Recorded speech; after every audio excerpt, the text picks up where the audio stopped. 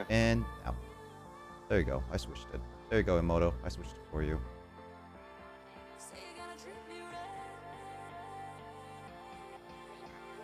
I meant drunk Kart. I don't drink. What do you think? Drink? I don't ever drink.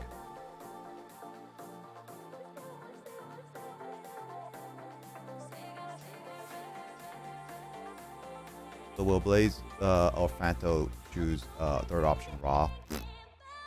By the way, Luigi, if you want to have play Mario Kart for a little bit, I do have the spot open in the family plan, so I can put you on temporarily, so you can play with us if you want.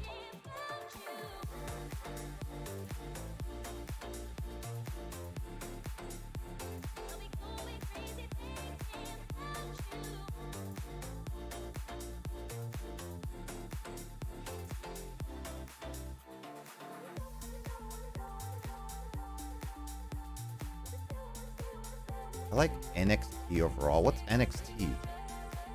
Oh, it's the WWE stuff. Blech. I have. Where's my water bottle? I just placed it there. Water bottle.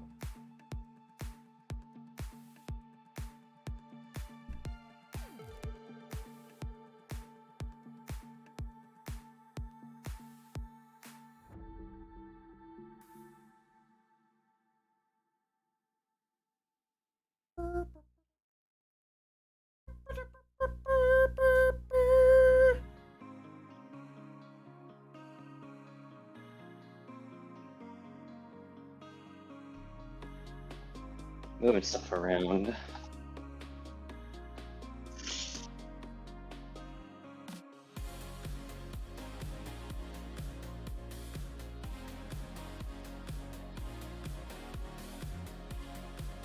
Former development area for Up, incoming stars Finn Balor, Bailey, and ooh, nice.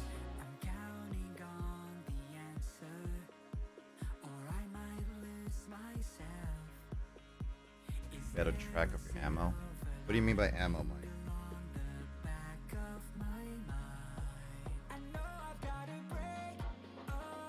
Talking about the music that's being playing right now, or water? Oh, nope. I place it somewhere in my room, and sometimes I lose track.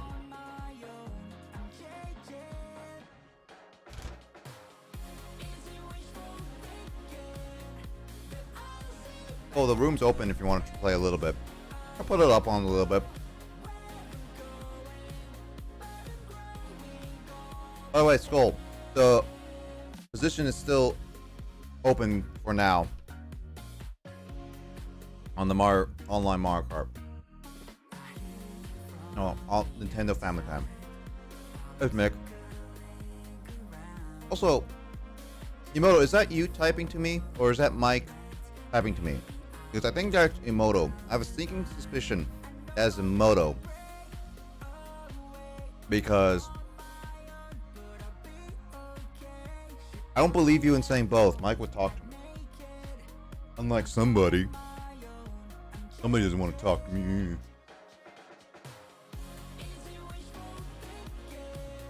I would have to say no. Nah, it's understandable.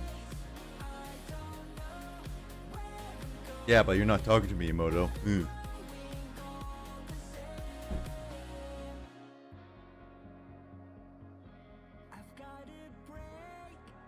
says some things, I say others. Yeah. I know you can't redeem it here. Make your own Twitch account and then you can redeem your own, Emoto. What? Emoto should just make her own Twitch account so she can redeem her own instead of using Mike's hard-earned channel points. Oh yeah, wait, but redeem what though? Hydrate, of course. Oh. I see Mick is already in the room. I could start it now and then have people slowly join us in.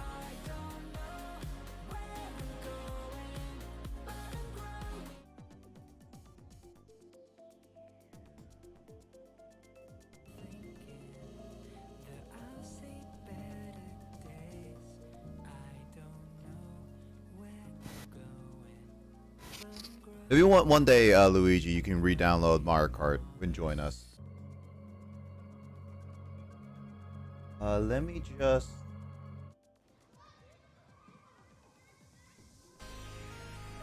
Let's go. 150. Let's go with that.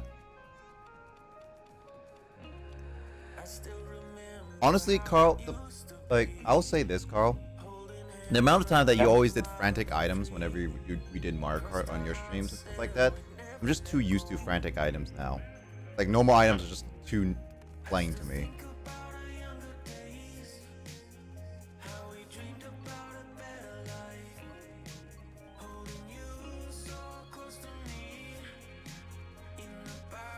Red color gang.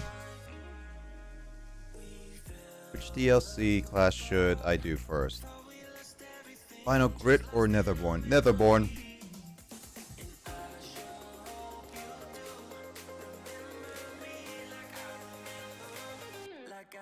Hey, Mike, are you there? Can I ask you a question of what's this mushroom game thing I'm being invited to? We'll just invite him. Oh, Blaze of Chill. Cray needs to come in. He can come in at any time. Carl's gonna come in at any time. Mushroom is a bot. I accidentally sent that out by accident. Yeah, Will sent that to me too. I was just like, why am I getting invited to these things?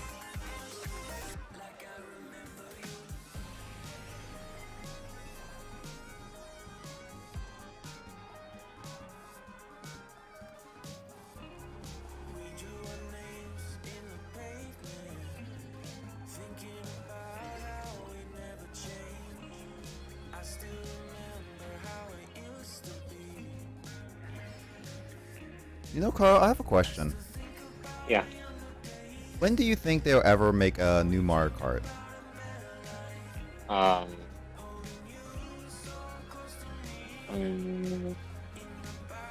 do I know? I mean, in the prediction wise, do you think they're gonna make a new Mario Kart by the next generation? They're probably not gonna make a new Mario Kart this generation. What I would assume, right? Yeah, I would say the next generation. I mean, what are they gonna do for Mario Kart, to be honest? Honestly, I don't know. Do I go back to the Double Dash concept?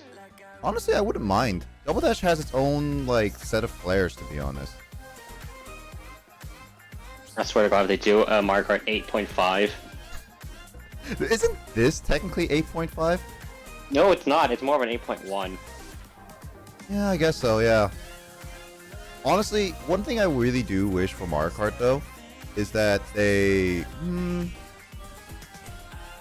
I would say at least add more karts to not more karts, but more courses over the course of years instead of just one time kind of thing. Like they add more and more, and yeah, I think Cray's saying they'll be launched on the next console. I mean, it would make sense. Honestly, I think what would really make it really good, the next Mario Kart, is that if you can make your own custom tracks. I mean, Nintendo was thinking about it with F-Zero GX on the N64, with the 64 DD. And nowadays technology, I think it's very possible for people to do custom tracks. I mean, that's what the Mario Kart Wii community has been doing for quite some time. Yeah, but that's the Wii community, not the official community. Well, I mean, there's been some for 8. It's a smaller crowd. Yeah, that's true. But they exist. Yeah, working with Kenny, who's dead again. OMG, Kenny. Vampires, yeah. Band Baby Park. What are you talking about? It's Matt's favorite course of all time. Also Kraid's. Absolutely Kraid's favorite course.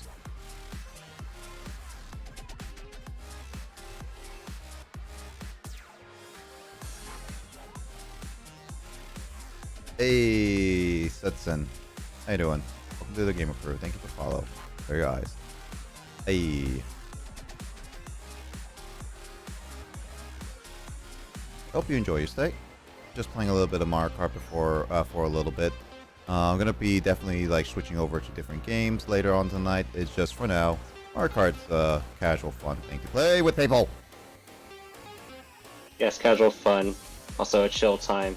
Okay. Mhm. We just need K. We just need K in here. We need Max in here. We need Matt.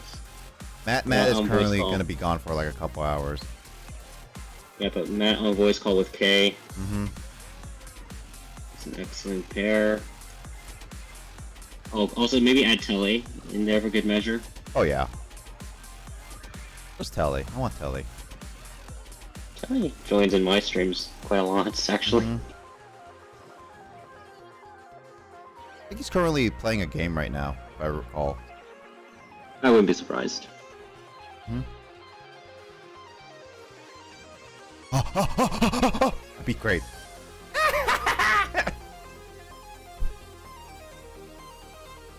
He got screwed over. Santo, why is there 4 Mario Artist games on N64? Asked Luigi. Oh, the reason being is because they're all different. They're not the same.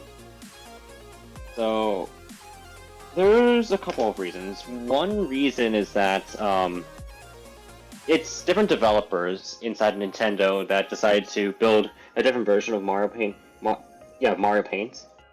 Or Mario Paint Studios, or Art Studios, whatever it's called. Yeah. And I believe each game is technically big enough to be their own game. However, there was another Mario Studio game that got cancelled, and it didn't see the light of day because of infighting at Nintendo. Oh, it was one of the canceled ones. Yes. K, a chaos pair. Yeah, K and Matt, put them in the same room. They're gonna have them like fighting over the same can of beer. Actually, I don't even know. Kay, do you even like beer? Honestly, I don't think I actually know that question. Answer to that question. Is K there? Yeah, Oh, Kay Kay is is in the there. chat right now. Oh, okay. Also, good morning, Kay. How he's been? I think it's like currently, she has been like, because her. I think she says that she's really not doing much in terms of her studies.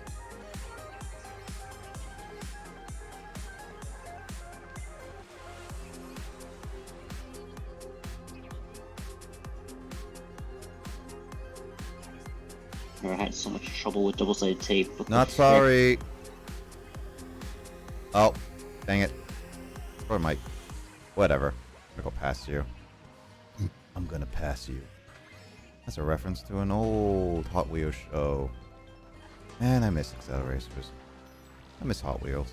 I miss Hot Wheels, the mature Hot Wheels show. I remember I had a bunch of Hot Wheels as a kid. Yeah, what's Yeah, your even- favorite car? I don't remember the name, honestly. Do you like the trucks or like the fast, skinny cars? I don't know. I had a whole bunch of different ones. Like there was like one that was like a limo. There was like there was some that were like little, semis, or some of them were like just fictitious racing cars. So there was a lot of those. Mhm.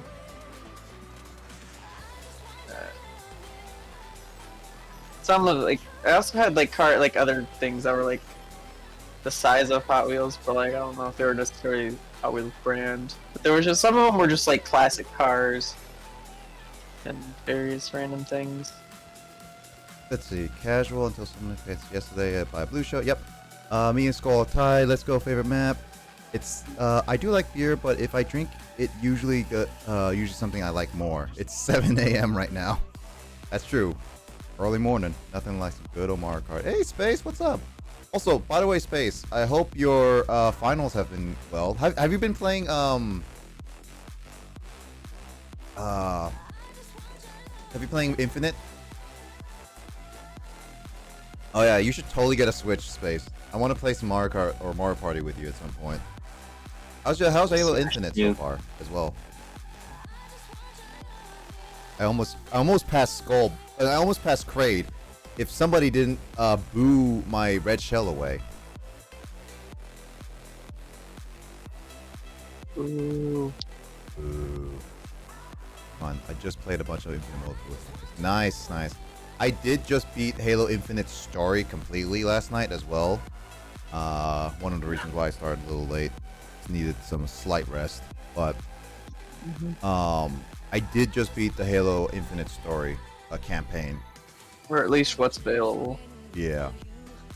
I feel like they're gonna add more DLC to it. They did just copyright a certain Halo title. I'm not gonna say it because it's a slight spoiler, especially since Halo Infinite just came out like 3 days ago. I know Craig just saw a good chunk of it. There was Matt, and then Kay. Kay got so confused at the end.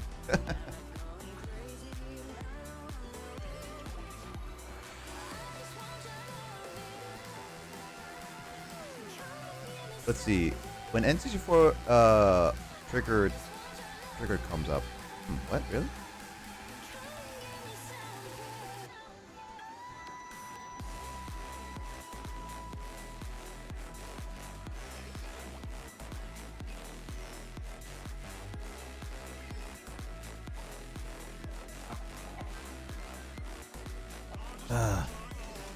That almost Yeah.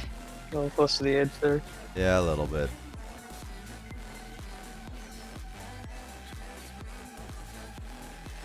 Are you gonna be trying to play Halo Infinite's campaign soon, Space?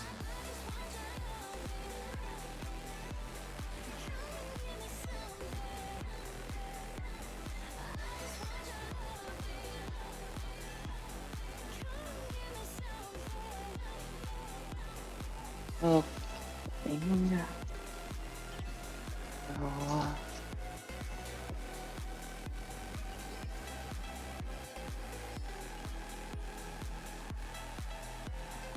Oh, you missed it? Yeah. I asked you about, are you going to be playing the Halo Infinite campaign soon? Or are you going to be completing it as soon as you can? There's a lot to do in the campaign, that's for sure. Probably next week. Makes sense. You're free next week, right? Like, you're done with all your finals for the rest of the year, I guess, right? I guess school and everything. Oh. He blocked that shell with a bomb. God dang it. Ah, stupid Yoshi. I'm not getting slowly worse and worse each race. Yeah, man, I don't know enough about Halo, so I'm not to be confused on top of being confusing. I thought you played Halo, okay? I thought you did play Halo. Not quite a bit, but I'll be much more free than. Okay, cool. That's awesome. I believe Kraid would have at least won if he joined earlier. That's for sure.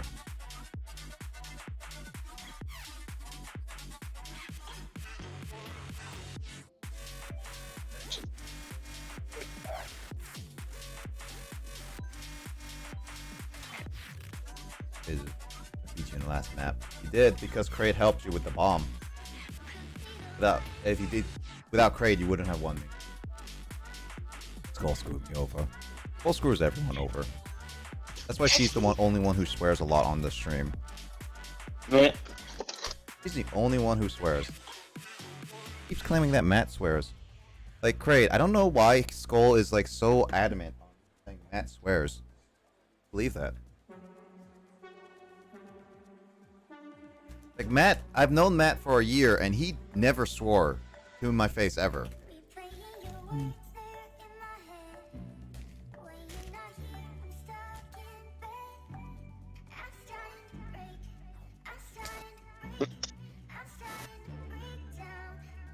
Matt curses? No. Matt never curses. By the way, it's crazy, Carl, that we've known Matt for like pretty much a year now. Yeah. That's true. Like, actually, it's... Oh, no, actually, no, I haven't known Matt for a year. Oh, no, actually, at this point, yes, I have. Yeah. I mean, what did you known him more when he did his charity stream? Well, no. Kind of. I kind of knew him when he started popping in your streams after you rated him. Oh, yeah. Yeah, like, but before that, it was like, or not before that, but rather,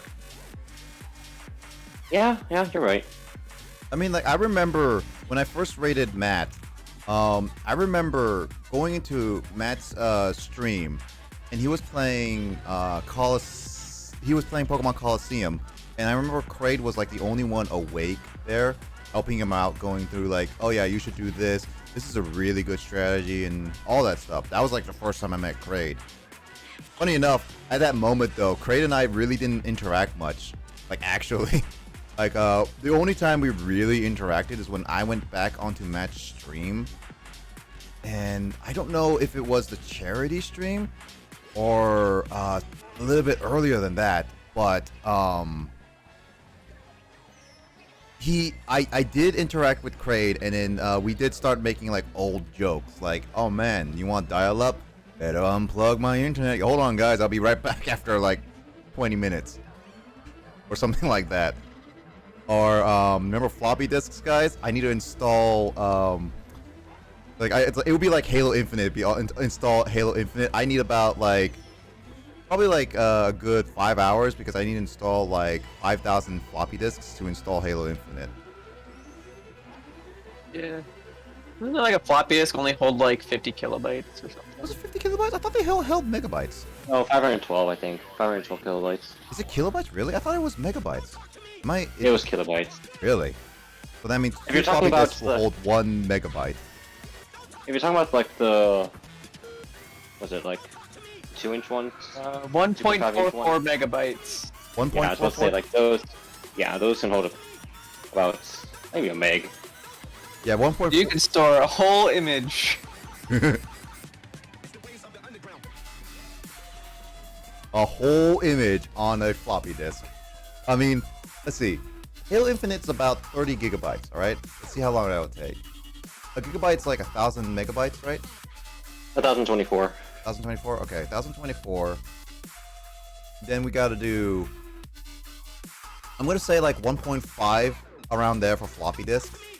Like for 1.5 megabytes for floppy disks, the highest ones. So then you would need still... The 0.5 is gonna mess up the whole calculation. You could go for gigabytes, which is actually 1,000 megabytes equals But 1. does that floppy disk exist like that? No, but if you want to make the calculations easier, then go for that. Yeah, true. I mean, let's see. If you're a gigabyte, let's see if you're a gigabyte, then you have to have 1,024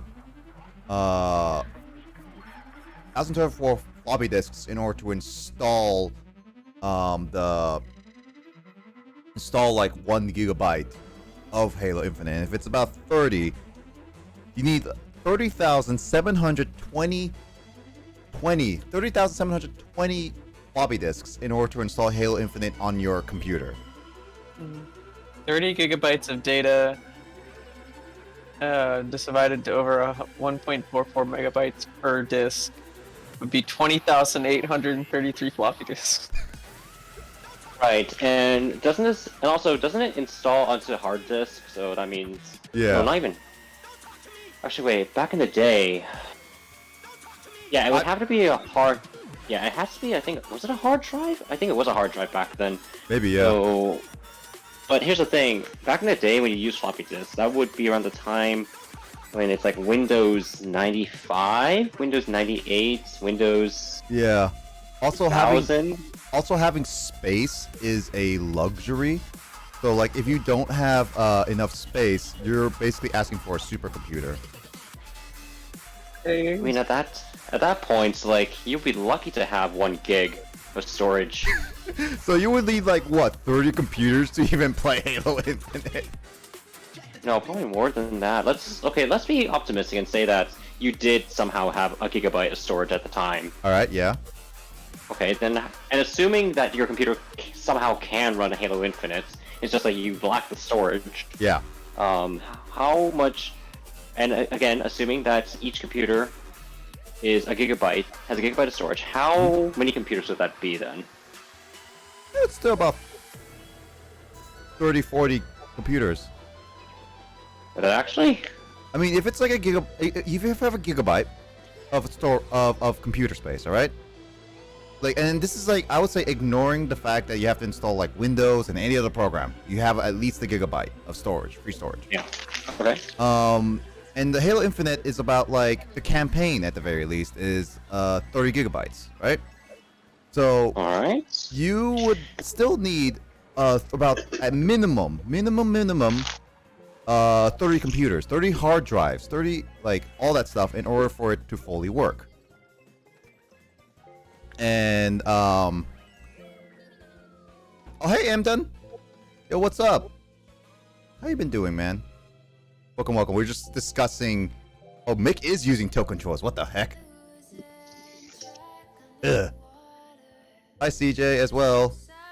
If you guys want to join in Mario Kart, you can. It's we're playing Mario Kart for a bit while talking about old calculations with modern games. But so yeah, Carl, if you have a gigabyte in per computer, all right, and Halo Infinite is like 30, you still have like about 30 computers. But with any updates, you need to add more computers to it. Okay, so it's like I'm about to say like 35 to be safe. Thanks, Emden. If that's the case, then Also, Emden, Well, I hope you're obviously- doing well. well, obviously, obviously, it still wouldn't run because the thing is that Windows at the time you can only install, I think, up to 32 gigs on consumer. No, not 32 gigs. Is it 32 gigs? Actually, no. It depends. Never mind. It really does. If it's Windows 95 and Windows 98, I believe the maximum amount of RAM you can install was up to 1 or 2 gigs of DDR2 Yep. memory, which is like nothing in today's world. Yeah, that's like no computer ever has 1 or 2 gigs at this point. Even the most cheap computers have at the very least, like 6 gigs. Unless you're Apple. Well, you're just asking for a weird one. Well, I mean, it's because like Apple designs their own silicon, and they know how to optimize it so they can get away with less RAM. I mean, that only applies to the iPhone, but still, it's like. You're grinding in Brilliant Diamond? Well, good luck with that. You're still grinding for your Vegemite playthrough, I think you said? What? A Vegemite playthrough. I think it's like Nuzlocke, but he eats Vegemite every time he loses a Pokemon. I was like watching it a little bit. It was like I saw him eat Vegemite on stream, and I was just like, what? Why would you just set yourself to that? Very interesting concept. 5.6 gigabytes updates alone for Switch BFBBR. I was able to come back to the VR chat. Ooh, dude, CJ, congrats. I wasn't there to see it though because my phone notifications are really weird for some people's notifications. I don't know why. And then there's also the fact that I was actually very tired today. I stayed up 2 days really late. So Halo Infinite does that to you. But yeah, no Carl, going on that concept, it's like you technically will need to get like what? A supercomputer at the time. Which at supercomputer would be like a normal household computer not desktop. Necessarily. You would run what you would do actually ideally is run a network of computers that acts as one. So basically it's like, and from there you can actually do that. By the way, that's actually not absurd because they actually done that. They've done that with Doom. I believe that. With a certain build of Doom. But yeah. I've seen people run Doom on like A pregnancy test. anything with a screen, basically. I saw someone literally do on a pregnancy test. Someone says, I got Doom to run on a pregnancy test. I think one of the developers were like, WTF, what? You're like, what does that mean? I have 0 deaths for the past 2 weeks. It's a great motivator. That's also true. So I'm actually gonna do my first Nuzlocke because I just got to a community challenge of a Nuzlocke, my very first Nuzlocke next month. Like actually next month, I'm done. I have more tests. I have more to test anyway, so it was a short stream. Okay. Well, hopefully everything works well with you anyway at the end of time. At the end of the day. End of time. End of time. Yes. End of time. Yes. Yes.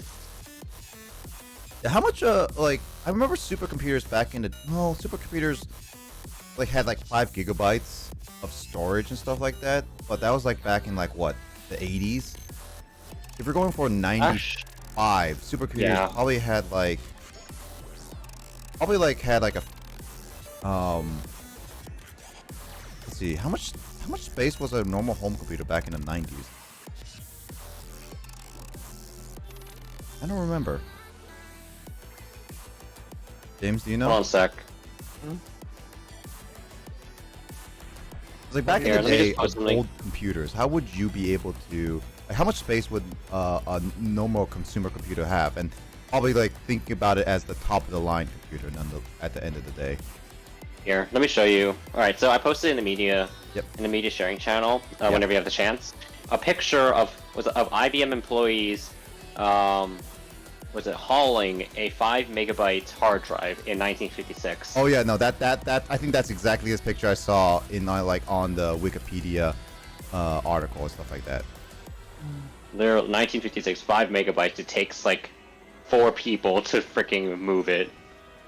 Yeah, I remember seeing. That's exactly. I think I know exactly which picture you're talking about. I remember seeing that at university, and it was so funny to see. It is actually very funny. Like how far we come. Like literally, we can have a terabyte literally a micro SD card in the palm of our small hands, right? A micro SD card, a terabyte at the very least, even maybe more. I think there's a higher micro SD cards in the world right now, consumer level. I think for consumer, 1 to 2 terabyte ones are available. Although actually, I don't know about 2. I think 1 terabyte ones are available. 2 terabytes, I still think are still in development for consumers. I don't know about 2, but yeah, 1 is very much because I have 1 right now, and you can fit it in the palm of your hand. Like you can literally fit it in the palm of your hand, and that would be like, oh my gosh, this micro SD card can fit like millions of whatever those 5 people were carrying back in 1956. You can run like 2 Chrome tabs on it. I was kidding. No, it's RAM. Never mind. RAM? Never mind. I was thinking of RAM, not. I was gonna make a Google Chrome joke when I said, you can run like 2 Chrome tabs on it. Oh yeah.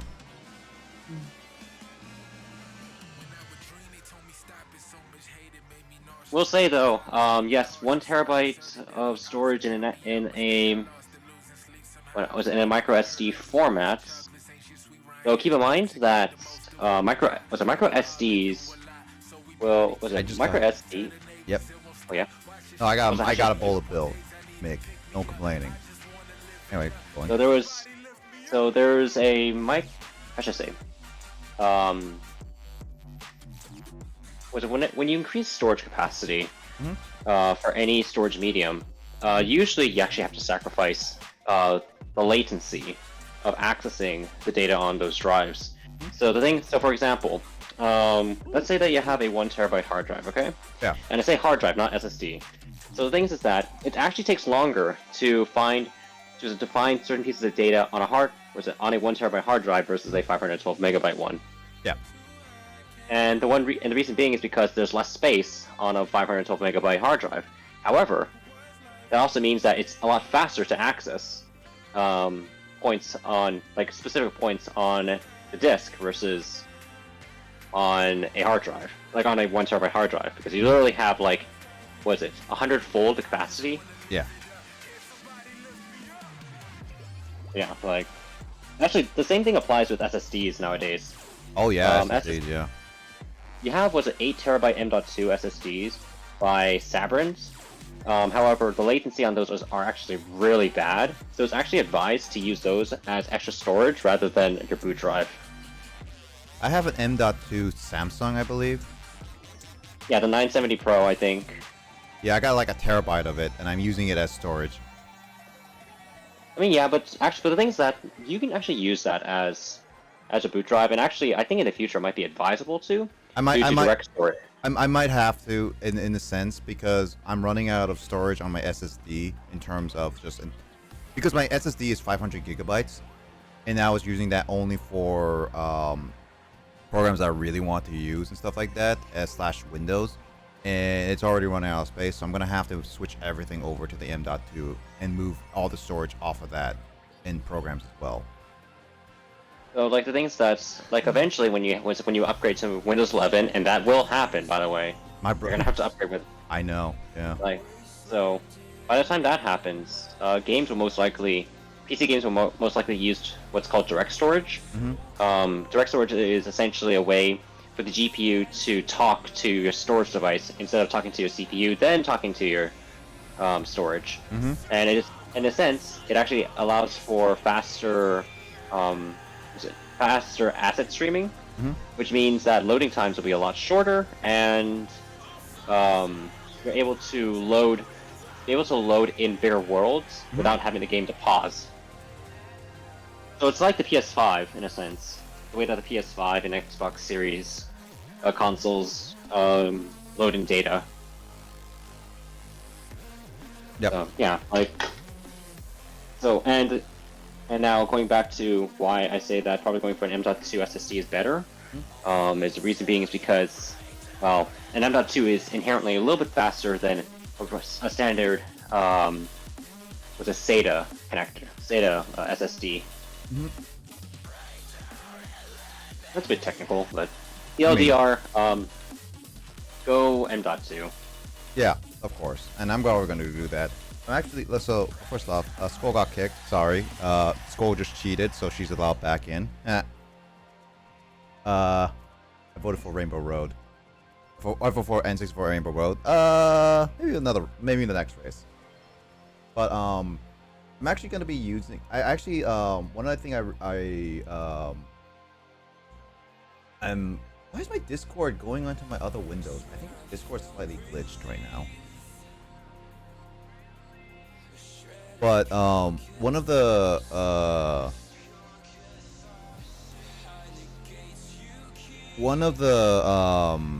what was it? Yeah, actually, for my old laptop, I actually was thinking of upgrading the hard drive finally to the 2 terabyte SSD I have, because I was thinking of putting it on my desktop. I was like, so far I don't think I absolutely need it in a sense. You'd be surprised of how much more performance you can get out of old laptops by simply replacing the internal hard drive. Oh yeah, no, each hard drive. It was absolutely ridiculous. Like, I know my laptop is still really good. It can run still like most games if you really think about it. Like most games, like it's obviously not like AAA games all the time. It's not like high-end graphics or whatever, but it's still pretty good. And it's like it has 8 gigabytes of RAM, which I can upgrade the RAM if I really wanted to too, but if I just like upgrade the hard drive, it will run so much faster. My like, to give her an idea, my laptop is from like our senior year of high school, Carl. So like 2013, right? Summer of 2013. And it's been with me still, although I need to fix some of the frames and everything, but it's been with me since then. And booting it up, by the way, Carl, takes like freaking, I would say about like 10 minutes. And that's about right. That's like booting up and including like after it's done installing or running whatever it needs to do, kind of thing. Like it has no more like I'm running stuff in the background kind of thing. So it's like it's functional after like a good like 10 some minutes.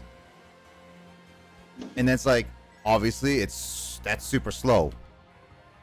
So it's like replacing it even with like a normal hard drive, because it doesn't even have an SSD. I don't think it was like one of those I don't think it's one of those like was SSDs common back in 2013? 2013? Not really.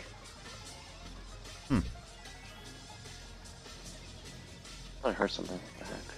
It was me. I'm in your closet. Literally. Ooh. Oh, what the heck? Oh, the heat. Dang it, the RGB lights fell off because of the TV's heat. The blue. Yeah. Okay. Fine. Oh my god, Skull's gonna yell at me. Skull's gonna yell at me. I'm sorry. I think I know what to do. All right. I have to take out the dang thing again. Ah. Yeah, Skull is swearing at me. Hey, ooh, hey, 69. Anyway, so the answer, what the question again? I'm trying to remember. First off, I want everyone to appreciate my 69 score. It's better than Craig's. All right. So did you say that you did Bay Park it was early. Okay, so I did ask in 2013, Carl. Yep. Was it common, or by the way, congrats, Craig. Was it common for? I would say like it was consumer level in terms of SSD, but was it more higher end, like luxurious SSDs would be able to be bought by consumers back in 2013? You can get SSDs back then, though. Like, if you wanted to, I mean, if you like wanted any a reasonable, size, by the way, any size, not just. yeah, yes, you can, yes, you can. Although, like at the time, though, if you want to get any reasonable SSD, like for the price, Yeah. It would probably be maybe at most 128 gigs, because there did exist a 2 terabyte, was it SSD? Yeah. However, the size of it was the same size as a 3.5-inch hard drive. 3. So it was thick. Wow. Basically, that's the same size as a desktop hard drive. Yep. It was thick. And it was heavy. Like one. That's true. Oh hey, NC4, Well, but- just for yeah. Luigi. DJ Farts creates general direction. Also, And to join us? I will, Skull. I just... If I don't clean up, my dad will yell at me. that's true. Asian dads. Am I right? Well, no, but here's the thing. I do technically owe him a favor, because he did help me a lot. By the way, shout out to my dad for actually, going on this endeavor, like, Yeah, on this that's true. project.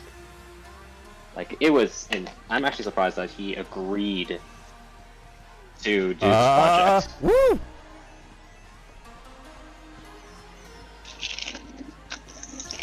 Yeah. No. I mean, your dad at least the time to actually, I guess, help you with all that stuff.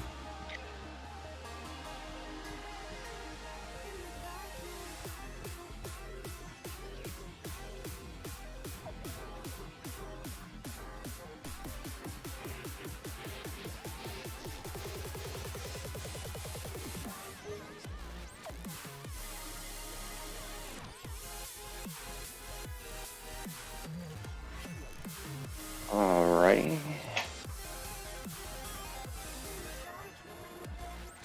It's crazy how like technology just moves so fast, and how we can like get what some of the best hardware that like normal consumers can buy. And back in the day, that level of consumerism was like super luxurious. Here's a better. I would say what's even more impressive is that your smartphone contains more power Yes. than what NASA used during the Apollo 11 mission. That's true. Yeah, Apollo 11. Like, But with that comes the more expense. In what regard? You're paying more out of pocket for it. that was a good Well, one, Craig. That was As actually a good one. As times go on, so does money situations. Take the housing Oh. market for prime example. Oh, that's what I mean specifically is I'm talking about the cost of parts, not necessarily Well, yeah. like adding in other factors. Yeah, we're assuming that everything is fine, Mike. We're not like Like assuming a steady like economy and stuff like that. also you're smart with Which your is money. Yes, like assuming you're reasonable with your money, which is not, which not everyone does. Let's be real here. Like, and again, I'm assuming, and also assuming a stable Unreasonable. economy, which it never is. When I say it never is specifically it fluctuates, Mm-hmm. because that's how life works in general. We're talking about you can see that there is a trend where computer costs for parts goes down, and increase for demand goes up. Mhm. Now the thing is that in recent years though, because of COVID, It's even worse. yeah, it's skewed. Oh, I would say that's taking it lightly, honestly. Well, okay, maybe not skewed. It's a cliff. Yeah, I would say that's more. Like, also, like, just funny enough to go on that, Carl. I was like asking, like, I was saying that James could upgrade his graphics card up to a 1080, simple one, which should be fine for the most part. And then he even says like 1080s are costing about 500 to up to like. Yeah, like the cheapest 1080s on the market, like used, are like $500. And it's like At least those are yeah. old. It's like, how are people demanding $500 for that kind of graphics card? because there's no new ones that people could buy. Like they're all picked up by miners. That and bots Yep. and cryptocurrency like stuff. Yeah, the crypto miners are taking over the graphics card supply. Mhm.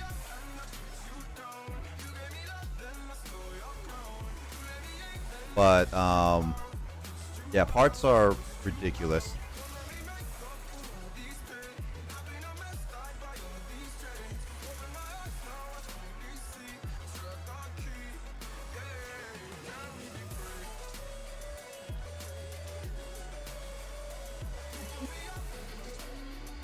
Hi, Kraid. Hi, Kraid.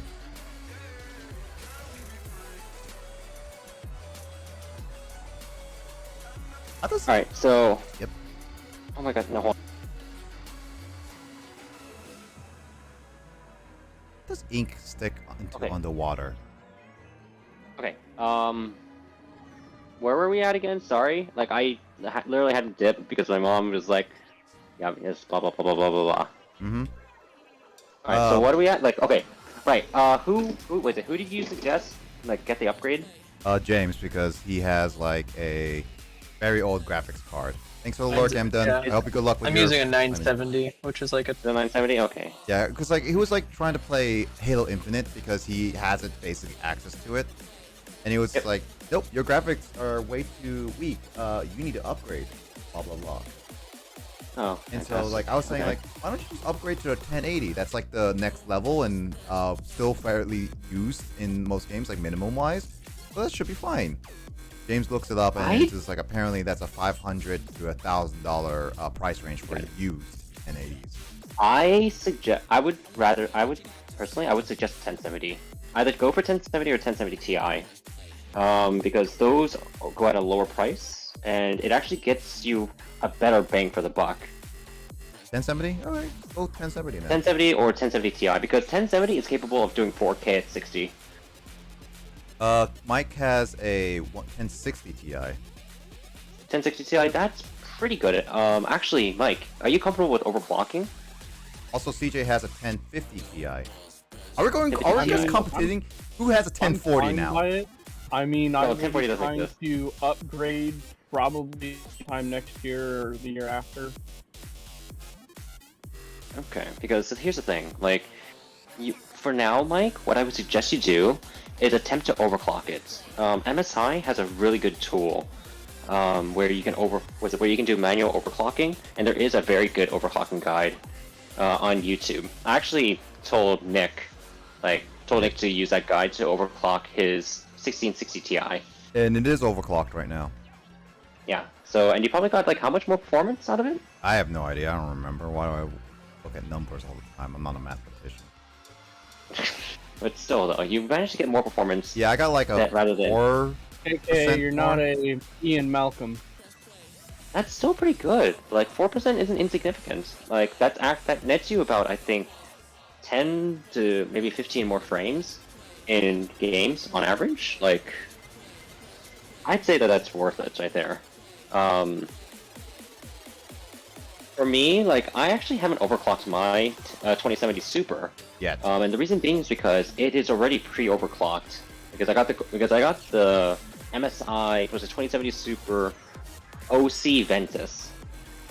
Oh, OC really? standing for overclocked. Yeah, and I believe it is running at, just straight out of the box at overclock. But the problem now is that the fans never turn off. There's also CJ who has a 1050 that can probably overclock his as well. Yeah, you should definitely overclock. Like, I highly recommend that everyone try to overclock their GPUs, or anyone that has a PC with dedicated graphics. Try to overclock it and see how much more performance you can get out of it. And the thing is that, and the reason why I say it is because it is very hard to actually break your graphics card, because there's a lot of. You want to bet? Pulls a hammer out. Oh my gosh. Oh.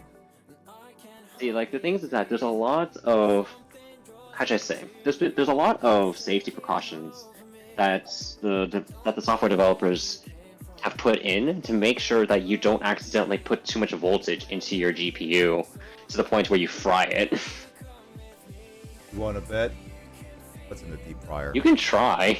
You can try. No, if it's you like want. I literally put it in deep fryer. It's like, now, Carl, it's Oh my fried. gosh. I'm pretty also- sure. Okay, out of all the videos on YouTube, the most ridiculous ones, I'm pretty sure someone attempted to deep fry a component part. Okay. Okay, I mean, yes, but I mean, Carl, Another you've seen thing- the videos I sent to you about that guy, with the CPU and all that stuff. I still hate that. I still hate that, by the way. I'm just letting let you know. I know, that's why I sent it to you.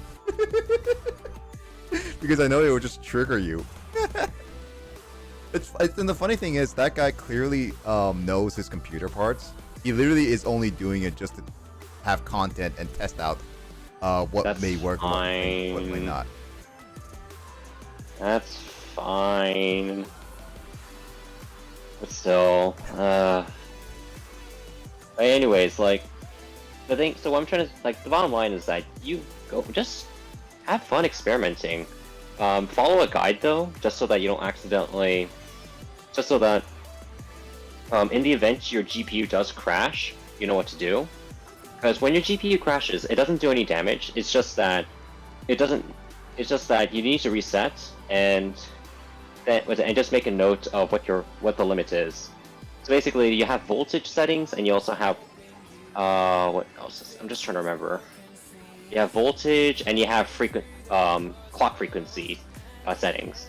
Basically, typically speaking, I think it's like you want to start with, I think, the frequency. No, your voltage. You want to try and increase the voltage. You want to increase the voltage until it becomes unstable. And when it becomes unstable, go down a little bit, and then test it out and just run a benchmark, and let it run for like an hour, like minimum, or no, 15. No, it's actually 15 minutes minimum. But if you want to be very sure, run it for 24 hours, and see if it lasts that long. If it can last for 24 hours, you're good. Like, that's guaranteed. 15 minutes is kind of a maybe. Then after that, you want to try and start cranking up your clock speeds to the point where your GPU starts to crash, and then from there you can start tweaking it down till it becomes stable. And the thing is that and the purpose of overclocking, by the way, guys, is that sometimes you may actually own a piece of silicon. Wow. Whether it's your CPU or GPU, that is actually one of the golden tickets, essentially. Mm-hmm. Now, what I mean specifically is that not all silicon is made equal. During the manufacturing process, there may be little imperfections during the manufacturing process, there may be imperfections in the wafer. Yes, it's called the wafer for the silicon dies, and those will actually result in less performance. It will still reach the advertised base clocks, but in terms of overclocking, you won't gain much of a benefit. Which is, by the way, guys, the reason why overclocking is not covered by warranty in the event that you do actually break it. Yep. Somehow. However, if your silicon is one of the lucky few that does not have any imperfections, you can actually gain, I've heard at some points, a literal 200% increase over, but those are like the rarest GPUs or CPUs I've ever heard. Maybe it's like, holy crap. Maybe, Carl, when we make a company that specializes in like experimenting with technologies, maybe we can do something like that. We can, although there is actually there has been companies in the past that have done it. I believe like Silicon Lotteries is one of them that has tried it. Although I think they've gone defunct. For I'm not quite sure. Not quite sure why. Well, I'm just saying, like in the future when we have enough money and resources to even do something like that. Yeah, let me read CJ's. Yeah, comment I here. was Am gonna say still like able to answer CJ's question. Also, I wanted to get an update on how when you're gonna be playing Mario Kart. 'Cause Skull wants you. In Oh my gosh. My mom's going to sleep. You know what? Here's the thing. I'll do Mario Kart on my stream. How's that sound? man, Okay, to answer your question, CJ. Let's see. Am I still able to overclock even if my laptop doesn't give me the option to? So if you're saying if your laptop doesn't give you the option to, I'm assuming that you don't have the tool then. If you don't have the tool, you can download it. If your laptop is actually forbidding you to, so for example, if it's I don't know, a school laptop rather than your own personal one, or if it's something that the manufacturer for some reason deliberately does not want you to do, then that one I'm not quite sure about. I would need to hear more details about.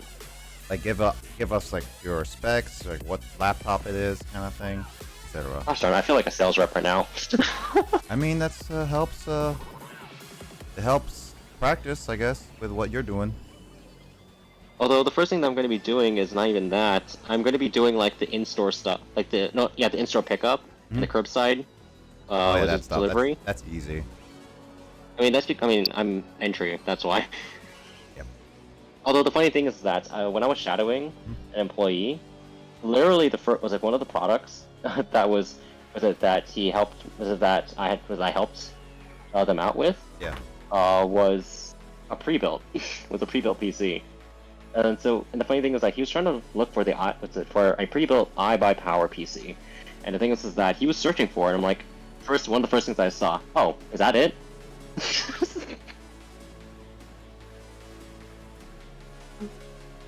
And the funny thing is that and afterwards, once when he said, okay, so let's see what's next. Literally, like I looked at his phone because he was trying to search it up. He's trying to search up what's next, which is a computer monitor. I saw that it was a Samsung G3, and I was like, oh, that's a monitor. I was like, okay, and I just blurted it out loud. And then he looked at me for a little bit, and he says, oh wow, are you a tech junkie? I'm like, yeah. I built my own PC. They're like, oh really? Cool.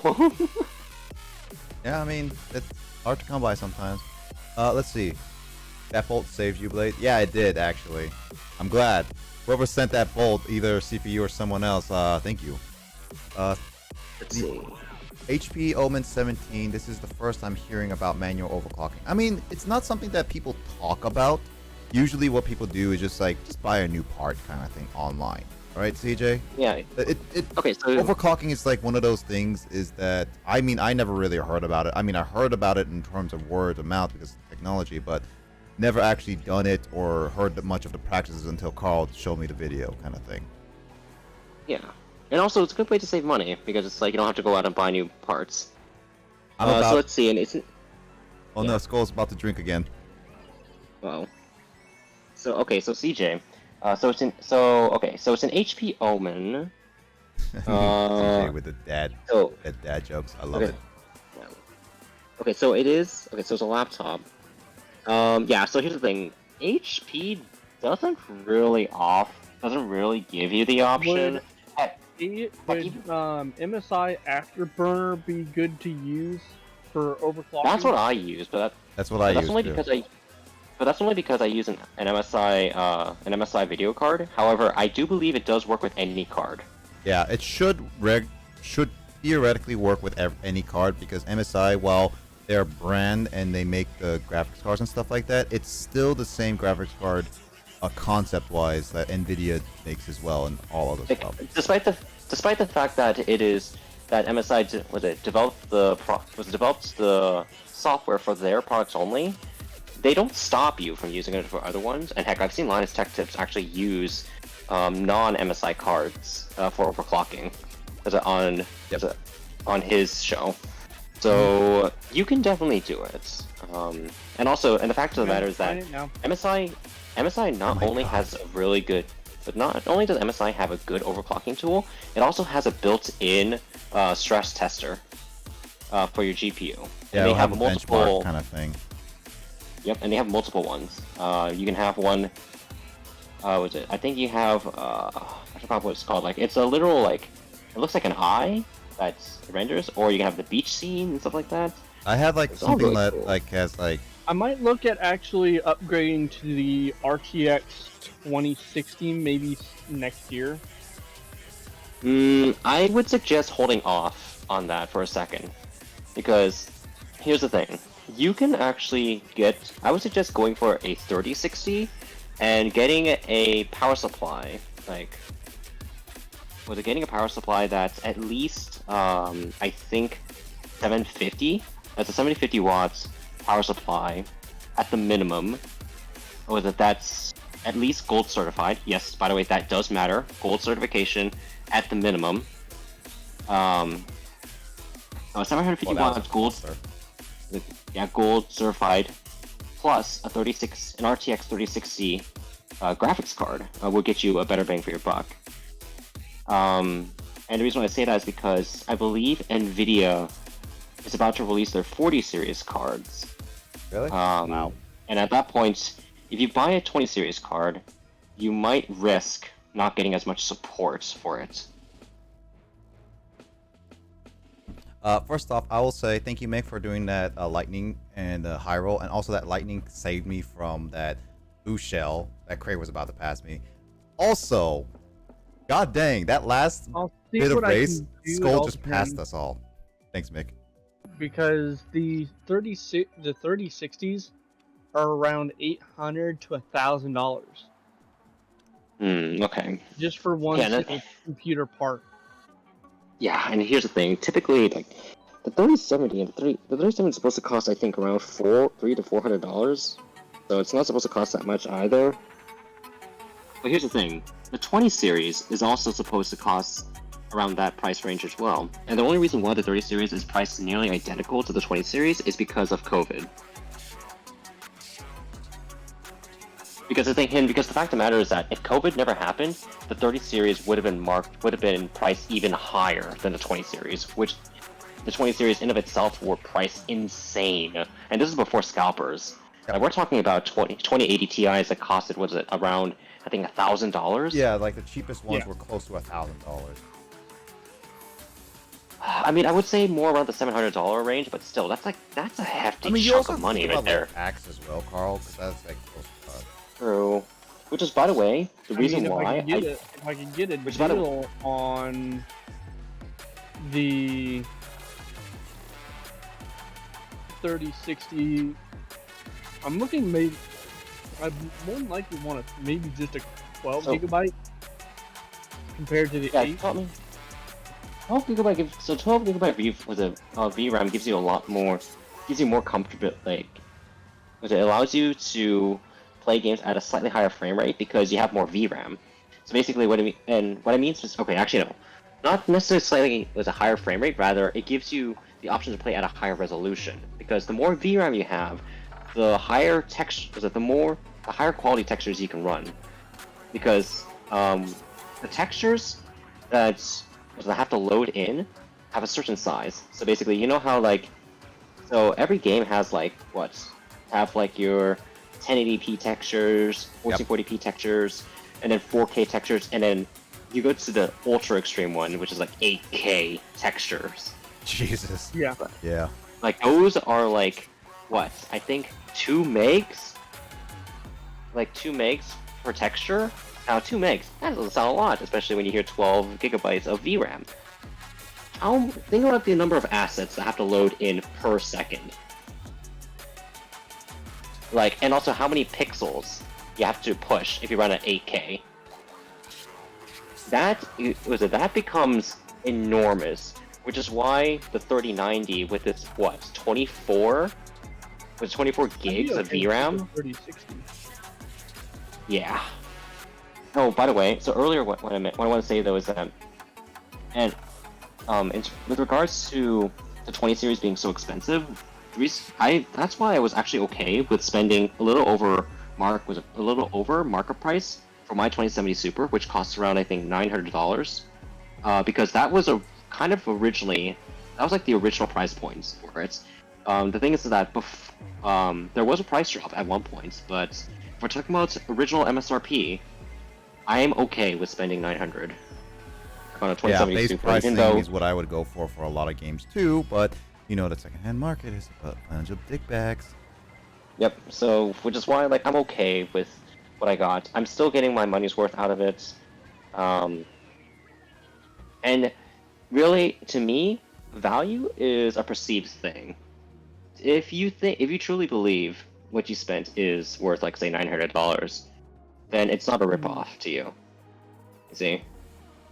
Yeah. So, so just keep that in mind as well.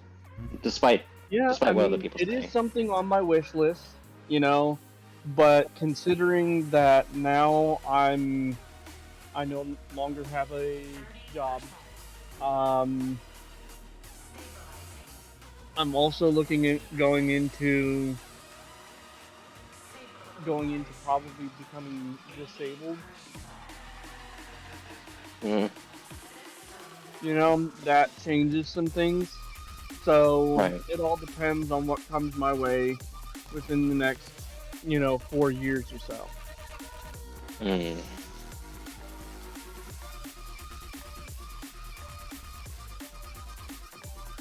Great. Great was hold mad on. about the last I don't one. think I which told is understandable. Phantom, did I? Also, Skull. Skull, did your Switch, is out of power or something? Oh, by the way, Mike, we can talk more about it later. I think I did hear the gist of it. I saw Matt comment about it. Okay. About the Oh, you mean situation. that- I wasn't work. sure if Yeah. I was like, I don't remember if I told you or not. No, but Uh, it is we can unfortunate. discuss more about it. Yeah. At this point, We can Mike is discuss- like, at status-wise, is like Will in terms of, yeah. Yeah, that's the thing. Yeah. Like, Which just sucks. and- I Yeah, like, I definitely- really I wish do- that I there feel was like, bad. something you can do. Maybe there is something you can do. It's just really difficult now to even find any job for that like that. Yeah. Dude, this course would scare the living crap out of me. Yeah, probably. Especially with how rainbow it is. the colors look so bright. It's not the rainbow, it's the amount of wobbling. It can't keep up, so I can't charge and play. Wait, what happened to your Switch? Oh, I'm assuming that she's trying to charge and play at the same time, but it's trickle charging. So that would either mean that her connector is either bad, or she's trying to charge off of a power bank, but the power delivery is not fast enough. It's not at a high enough wattage, which would mean that it's getting power, but it's losing more power than it's gaining. Oh yeah, those moments. I hate those moments. Which means that you might have to get a new power brick. Oh my gosh, bingo, Fanta? Oh, okay, so I did get it right. Oh my gosh, what the frick? I mean, How it's did know? usually those types of things anyway. I mean, they're using hotspot on their phones to play right now, Carl. I mean, but that's a slightly different problem, though. The thing is that this is strictly a power issue, though. Yeah, it could be just a power issue. Hey Max. Hey Max, want to play a little bit Mario Hey, Kart Max. to practice for next week? Hey Max, what GPU are you running? Hey Max, you have to get the new 30 series. You gotta get your 3090, man. Yeah, spend those like I don't know. Spend $1,500 at MSRP, or Oh yeah, no, spend buy from $3,000. scalpers. I know they're trustworthy. Man, I saw one that's selling it for like $2,000. It's such a good deal. 2000 would actually Hey. 2000 would be a steal. To be Yeah, it to be would be. perfectly honest. DJ, hey Max. Handsome. Hey, you handsome. Praise phone. And Fanto is right again. It's a power issue. Okay, so that sucks. It's just one of those things that I like to do with my Switch is that I always like to leave my Switch in a dock when I'm not using it. But I think like with Skull situation, she uses it almost every day. They're using a Switch Lite, I think, so they don't have a dock. Oh, they're using a Switch Lite? I thought they had a regular. I thought Crate had a Switch, like actual regular Switch. I think Skull has a Switch Lite, which would mean that the Okay. dock's not there. Yeah. Okay, so Skull does have a Switch Lite. Dang, that sucks. Max, hi. No, not having the. Well, no, the Switch Lite. Well, having the Switch Lite, no, not that case. The fact that you don't have a dock, though. Okay, so Crate has the regular Switch. Skull has the Switch Lite. I mean, there's also those custom little decks you can put on with any Switch, like with the USB-C and stuff like that. I know that's possible. I don't know if the hardware though to transition between handheld. No, actually, no. It's built into the SoC. Never mind. It should. Yeah, it support should it. still be there. It's just the Switch Lite is a bit different. It's all built different.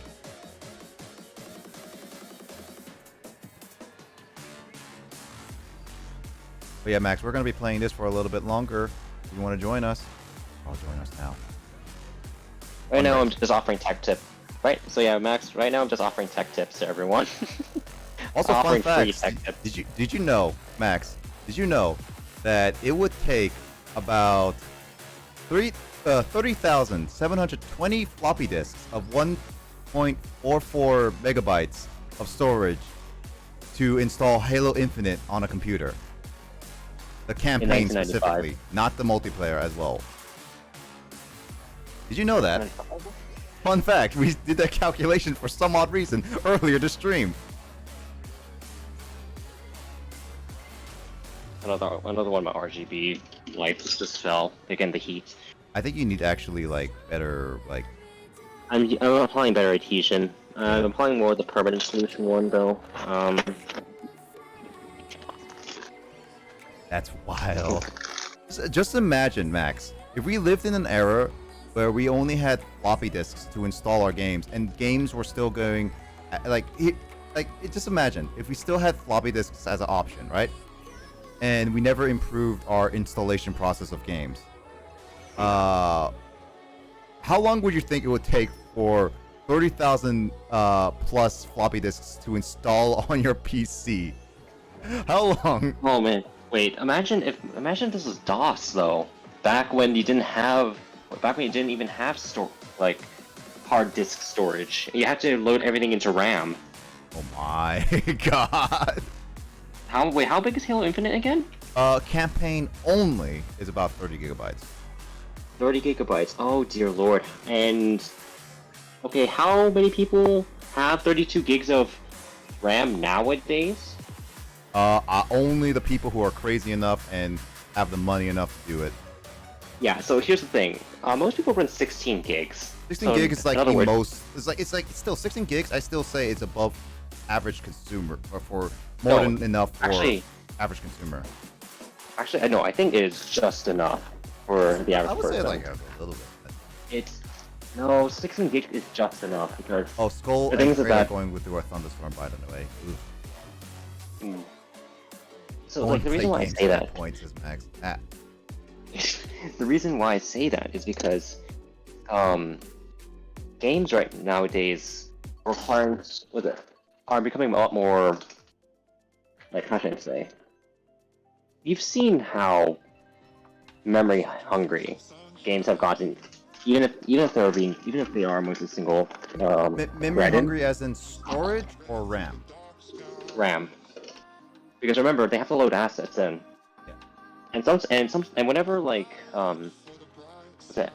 Actually, no, wait, no, RAM doesn't get affected by that because RAM is just the processing power of how hard the game runs, and for the most part, games can run with 8 gigabytes of RAM. No, I'm just trying to think of the process of what happens when a game runs out of VRAM. When a game runs out of VRAM, it acts like the CPU, and I think it starts to page file, which would mean that it would actually use the storage. It would use a hard disk to start storing in the page. No, it does not. No, it just crashes. I forgot. No, the game just straight up crashes if you run out of VRAM. Oh my god. Yeah, there's no way around it. Okay, so RAM does affect performance, but that's mainly for the CPU, which would mean that if your game is CPU threaded heavy, which I don't know if Halo Infinite is, but having more RAM does allow you, because it does give you that extra benefit of running it at a slightly higher frame rate, because yes, the GPU matters more in this case, but the CPU is still pretty important because it still needs to handle a lot of the logic calculations. Yep. Really, the GPU primarily handles encoding and and rendering, Mhm. which is arguably like a heavier workload, but still a CPU would still need to instruct the GPU, not necessarily instruct, but they kind of have to work in tandem. It needs to be fast enough for it, and sometimes having more RAM would essentially tell. Okay, so yeah, here we go. Okay, so things is that if let's say that like if the game, let's say that the CPU's onboard cache runs out of memory, which Yeah. it will most likely do, and it's like with the instructions, Yeah. it would actually start storing that as page files onto the RAM sticks. So let's assume that your game is horribly unoptimized. Yeah. Right, like Cyberpunk, for example. Heck, anyways, you Ah. would probably, what I think would happen then is it would actually start to start the page file on the RAM, those instructions on what to do next. Basically, the things that the way that computer hierarchy works, like memory hierarchy works, is that if you start to run out of memory in one area, assuming you're not the GPU, you actually start demoting like the process into slower and slower tiers of storage. So you got your L1 cache, which is the L1 and L2 cache, which is on the SoC, or is on the silicon of the CPU. L3 cache is essentially your RAM, and then after that is hard disk / SSD / everything else, which is bus powered by from the motherboard. So yeah.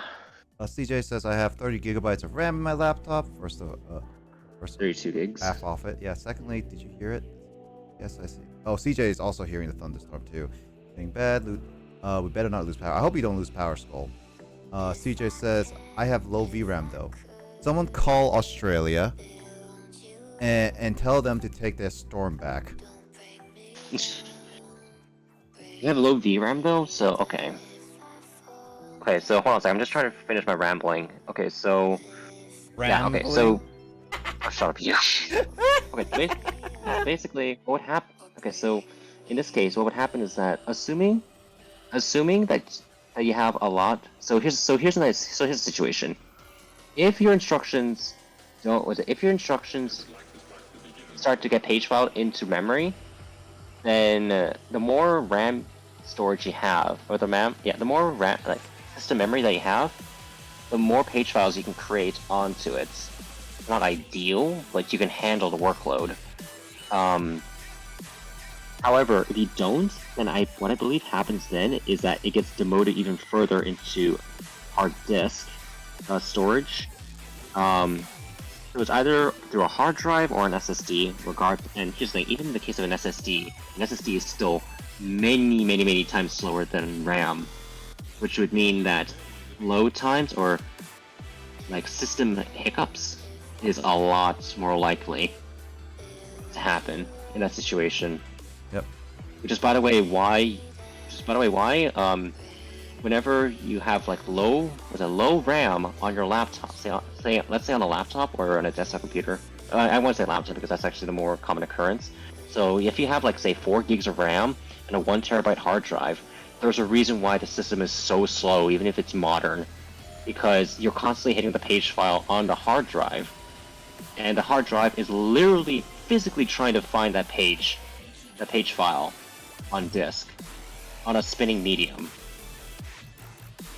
So that's why like your hard drive laptop with 4 gigs or even 8 gigs of RAM is so slow.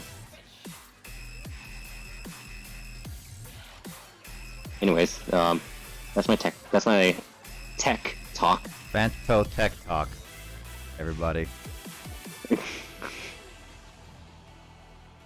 And also just keep in mind though, this is like mostly speculation on my part, just trying to remember what I've learned from Speculation. college.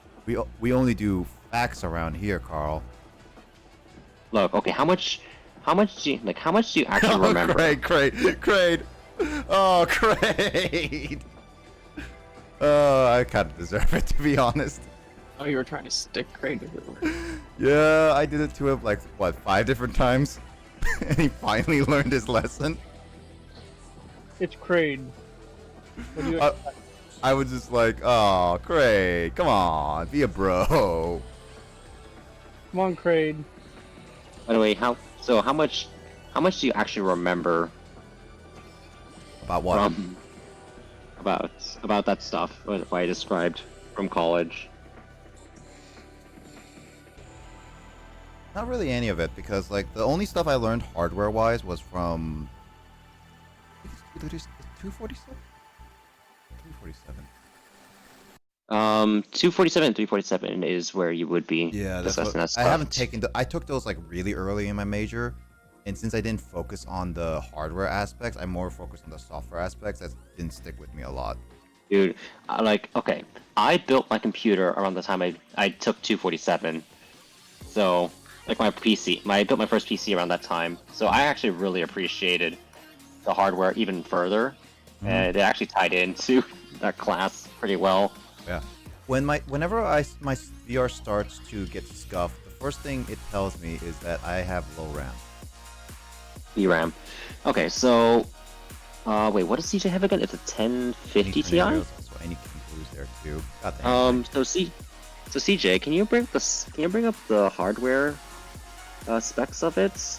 Actually, it's one easy way to tell how much VRAM you have is to actually go to, I think, hardware info. Is to download hardware info, and run it. What that will do is it will tell you actually quite a lot of information about your hardware. It'll tell you about your CPU, its model number, its SKU, its what type of architecture it is, what generation it's from, and also it can actually even tell you if it's fake. It's fake? Sus. No, like, let's say that if someone tries to scam you, and and if you run that, if you run hardware info, it will actually tell you if it's fake or not, Sus. which I think is really cool. Sus. Oh my gosh, that's I'm not gonna stop the Well. sus. Sus. let's see. So it also tells you about your GPU. So it can tell you about the GPU, the model, the manufacturer, what type of architecture it uses, so on and so forth. And you can actually look up your RAM. Like, it'll even tell you about your RAM speeds, as well as your RAM timings, and latency and stuff like that. So it will tell you if it's like maybe, I don't know, CL, I think like 16, 32, 32, 18 or something like that. What you really need to worry about is if it's CL like 18 or something like that. If it's CL 18 or higher, that means your latencies are going to be a little bit slow. Not too bad, but ideally you want to go for like CL like 16 and lower. And also, in this day and age, I would actually kind of recommend, RAM? Like, was it RAM speeds that's between 3200 to 3600 megahertz. Specifically with DDR4, because DDR5, at the moment, I'm not quite sure what the recommended speeds are going to be, but I know that by default, they're at a higher speed. I can't see. I was like next to a wall, and I was just like, "What the heck happened?" I remember the blooper in the DS version. I would just look at the map screen to drive. Yeah, DS version made it so easy. Also, the Wii version, our car Wii, not that bad. Mario Kart 3DS, anyone? Mario Kart 7? Who cares about Mario Kart? But yeah, That's Carl's TED Talk. Thank you for joining. anyone have any questions? Any I do. related questions? Okay. Can I get your computer now? No. So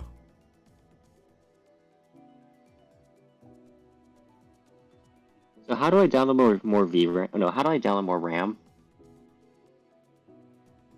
I download more RAM. How do you download more RAM? What is the best keyboard to have? That is a very interesting question. Okay, Carl it sounds, really depends on your. Kyle knows. Kyle knows. Carl sounds like the teacher from Charlie Brown. Oh yeah, Kyle knows the perfect keyboard. Grace knows it. Oh my gosh.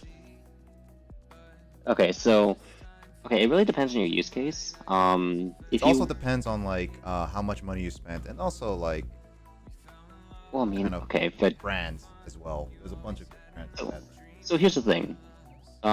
If you want to go for custom keyboards, that one right there, I will admit I'm not quite sure about. Andre However, would be better for that one. yes, Andre will be your best bet. However, if you're talking about pre-built keyboards, I can actually help recommend a few things. So it really depends. If you're more of an office worker and don't really care about God tactile damn. feel, you can go with a membrane keyboard. Like any membrane keyboard's fine. However, I would probably spend around maybe no more than $20 on a membrane keyboard. However, if you want to go for something that has tactile feedback, such that I would suggest going for mechanical keyboards. Mechanical keyboards, I believe there are 3 types. There are clickies, Yep. and you got linears, and you got Silence. I think it is pure silence now. I think about it, yeah. Because it's silence. It's more the clicky ones, and there's like No, an in no. between. It's linear, tactile, and yeah, linear, tactile, and clicky. That's what it is. Clicky is the ones are like the Cherry MX Blues, which are like the kinds of annoying kind of mechanical keyboard sounds. Linear is essentially like Cherry MX Reds, where it's very quiet, and it won't actually pick up on your microphone. By the way, one more set of races before we switch games. Okay, guys. This is the last set of races. What would be good for story writing? Okay, so for story writing, That's what would be like any keyboard, to be honest. Like I any would keyboard. say, yeah, honestly, like you can't go wrong with any keyboard. However, if you want good consistency, I would strongly suggest going with either Corsair or Logitech. Avoid Razer because Razer uses very weird, weird switches. You used Razer keyboard before. I'm not anymore. I'm using Logitech. Razer keyboard before, and you were like, "Oh my god, this is so good." I mean, it was better than it was better than my Cherry MX Blue, and the blues that I had.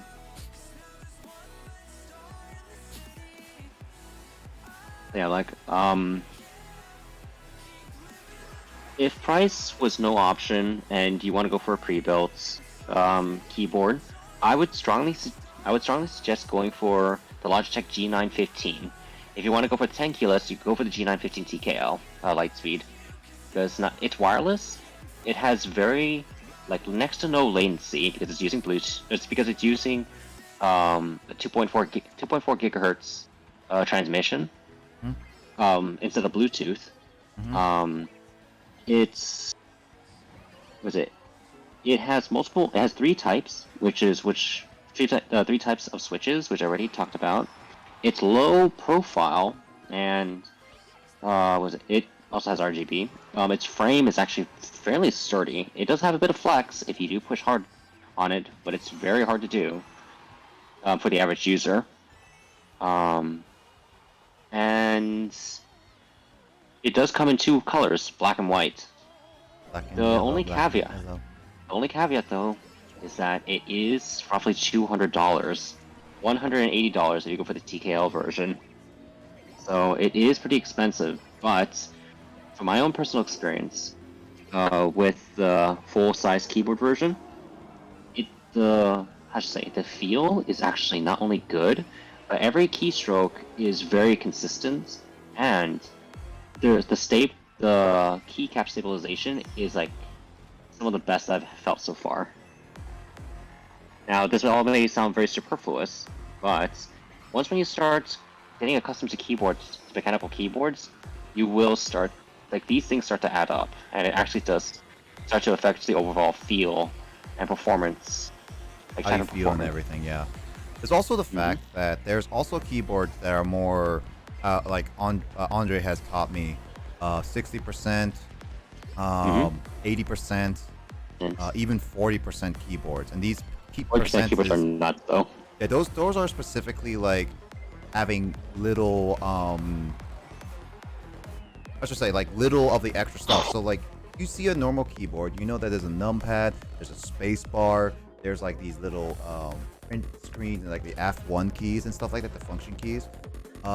Those can be taken off on your keyboards. If you don't use them, you can even make it even smaller, more compact, more streamlined to your liking and how you feel as well. Those keyboards are also how you want to be and how you want to like what you use more often. Obviously, like if you don't use like the numpads or like anything like that, probably like 60% keyboards might be on your should be like considered as well. See, like for me, I use the number pad, so that's why I went with the full-size keyboard instead of the TKL. And also, given the fact that I already have a lot of room anyways, and that's and the fact that I always set my mouse's DPI to high, because I don't play FPS that often, and I don't play any How many simulation games like Civilization or Anno. Wow. I mean, what's your DP? What's your DP on your mouse? My DP, I actually don't know, but it's like the second highest. I put mine on. I have a Razer one, and I put it like 9,000, I think, 8,000, 9,000. Yeah, like the thing is that I'm just used to it. Although people call me crazy for setting my DP so high, I'm just used to it. I mean, some people go by that high just because they want better like control in their games. No, I think it's just the fact that people that use high DPI means that they have fine motor controls, like with their hands. Yeah. So, yeah, that's my personal opinion. And also, like, I personally go for wireless keyboards because I want less wires, and also it looks a lot better in terms of having a cleaner setup. Well, the problem is with wireless though, as I've learned, and I'm pretty sure you know, too many wireless signals could cause some interference with many of them. So like if you have wireless headphones you like to use, or like your computer you're using is wireless. So here's the thing though. Yeah. I realized that my headphones uses Bluetooth. So you gotta remember though that there's different types of wireless. There's Bluetooth wireless and there's 2.4 gigahertz wireless. Bluetooth wireless, I believe affects. I know. Okay, Bluetooth does affect Wi-Fi. However, with 2.4 gigahertz connections, that's not directly connected to Wi-Fi. I'm not quite sure because so far it's like a signal. It's like its own signal though. Yeah. Right. And my own keyboard so far has not directly interfered with that. So what I think is happening is I think Bluetooth has a bigger impact on Wi-Fi than 2.4 gigahertz because 2.4 gigahertz has its own channel. I mean, what you also have to think about it is that a lot of things have Bluetooth as well. So you have to also think about it, like depends on the budget and if you're willing to go that direction. We need a celebrity podcast. I mean, I would love to do a celebrity podcast. It's just I don't know what to talk about all the time. Like, that's I need where to get you start thinking about like making random stories or just talking about it. That's why I like playing games while I play like doing like just random talks, late night Mario Kart, stuff like that, showcases like that stuff. Let's see. I do like wireless ones. I had a Bluetooth one. I had used it for stories. I need to ask Andre about this clicky clacky. Yeah, ask Andre. He's very knowledgeable on like almost anything related to like custom keyboard, as I know. So, if you love the clicky clacky, like actually the standard clicky clacky, just go with the pre-built, because the purpose of going for custom is to mitigate the clicky clacky. Custom keyboards have their own special sound to them. Like it's more thocky than anything. Like it has a very satisfying thock to it. Like it sounds like you're hitting like stone, rather than mechanical switches. Like that's what it is. Actually, I remember was it Andre demoed, his keyboard, and oh my gosh, it was like music to my ears. What what's the point of simplified custom keyboards? It depends on your usage of keyboards at that point. So like think about it like this, Kraid. So I don't know about yours, keyboard usage, but so like for me, for example, all right, I use my keyboard for the most part. Still use the numpad, but it's not required. I use it for like entering my numbers because I like to use a numpad as a visual representation on what I input as my passwords and stuff like that. I use it like that. And then there's the function keys. Yes, I use function keys every once in a while for like games and stuff, but it's not required. And then there's the other keys in the keyboard. So like there's the insert key, there's the page down, page up, home button. I never use those keys in almost any regard. And then also looking at a full-size keyboard, you see the spaces of a keyboard. You see like how normally there's like space in between, like the arrow keys are kind of isolated in their own area. This adds extra space. Simplified keyboards help get rid of unnecessary space for you and helps more focus on the aspect that you use what you use a keyboard more often. And that's where comes the simplified nature, where you get rid of the keys that you never use.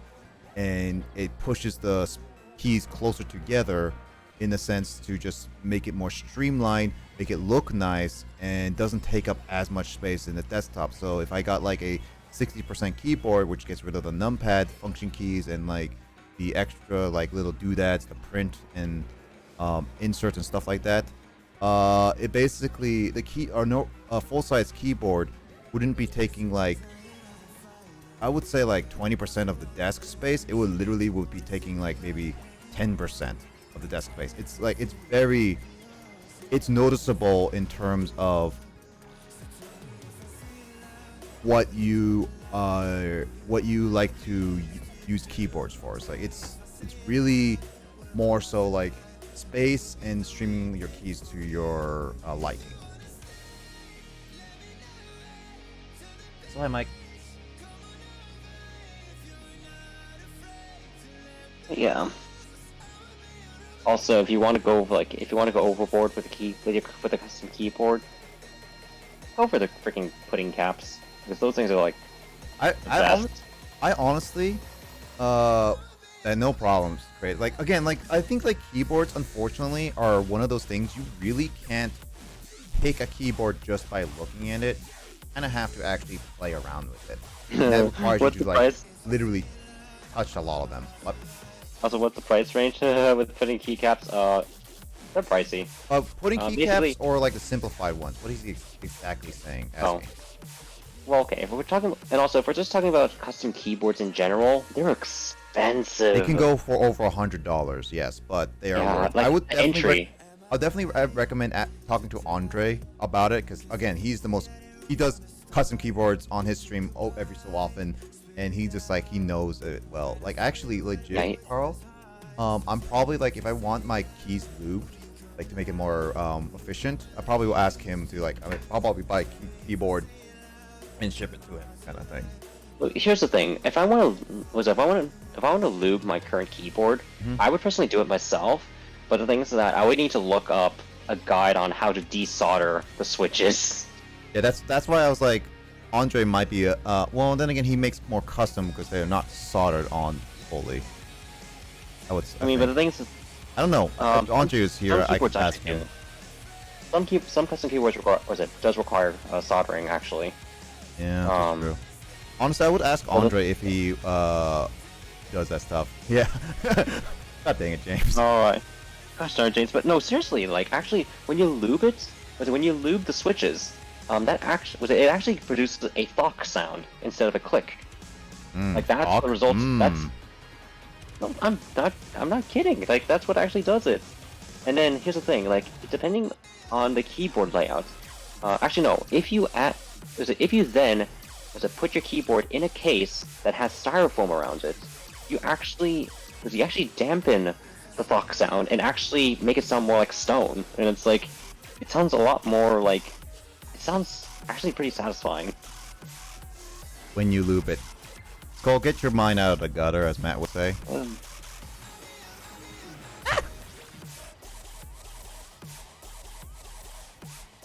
James, can you accept that, please?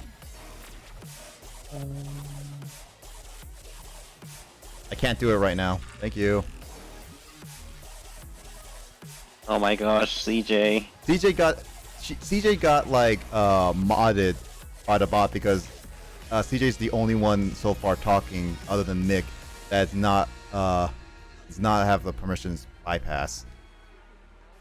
Let me see. Like what? And the lube is an actual proper term.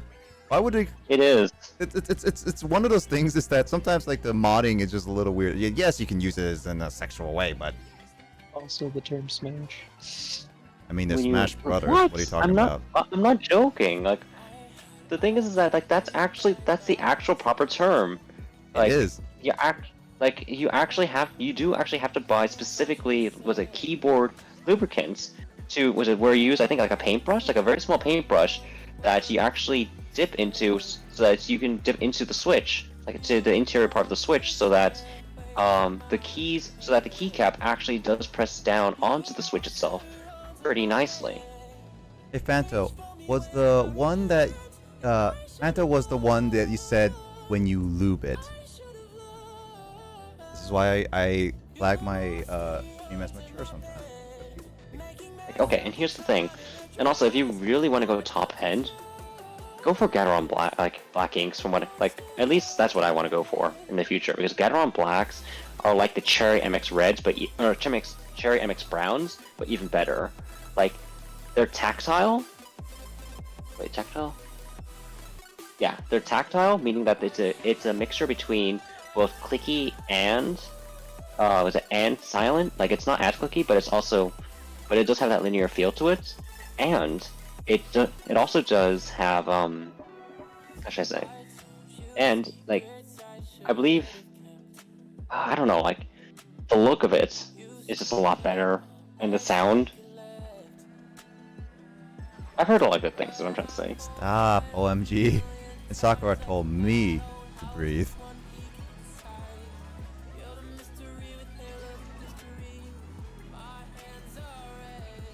Honestly, I'm not that knowledgeable on keyboards, and as much as I've been using membrane keyboards, like yeah, I'll eventually go to mechanical at some point. It's just not on my priority list because for one thing, it's expensive. Like no matter You can get what, some fairly cheap ones. whatever you go for. Why did I get a double bomb? Whatever I go for mechanical keyboards, they're gonna be Triple bomb. decently expensive. All right. I mean, I would say that you can actually go for entry-level mechanical keyboards that are pretty cheap. Yes, it's not going to have a consistent feel to all the keys, but if you want to go for if you want to get like a budget entry mechanical keyboard that actually does have the mechanical feel to it, and that's actually mechanical and not a fake, then I mean, if I'm gonna go into mechanical keyboards, I want to go for the best of the best, or at the very least, something that I really enjoy. again, I would highly suggest either going Corsair or Logitech for pre-builds, and for customs, consult Andre. I did consult him actually about it, and he was just like trying to convince me like, don't use the numpad, or like he tried to get the 60, and just like. Well, to be fair, it is easier to construct a 60 instead of a TKL. That's true. Lube is very expensive, Kappa. Which lube specifically? Because sometimes lube can be very cheap.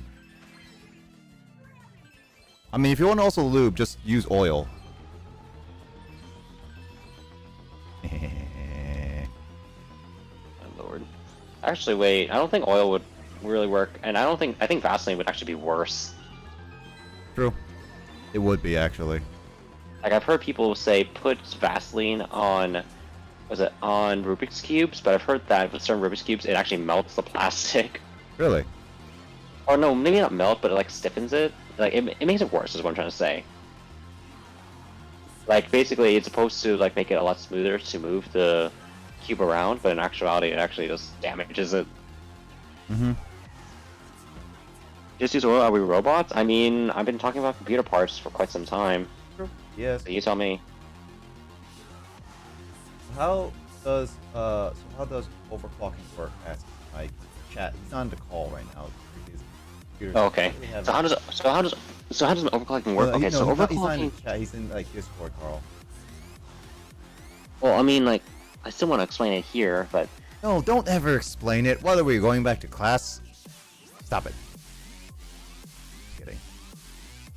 okay. So the thing about overclocking, the way that overclocking works is that it's a matter of modifying, like, on a surface level, it's about modifying voltages and clock speeds.